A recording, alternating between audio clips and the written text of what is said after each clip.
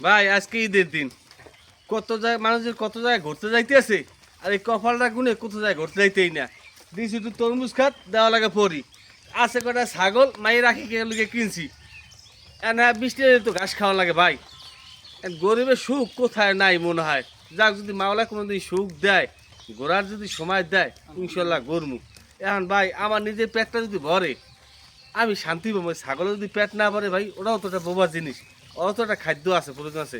আর এই দেখেন তরমুজ, আলহামদুলিল্লাহ দেখেন ভাই, এই দেখেন ভাই তরমুজ কিন্তু এই দেখ, আসো দেখো, ইনশাল্লাহ এবার কিন্তু বড় হয়ে গেছে সাইজ, দেখছেন ভাই, বড় হয়ে গেছে সাইজ, কিন্তু বড় হয়ে গেছে তরমুজ, দেখছেন ভাই।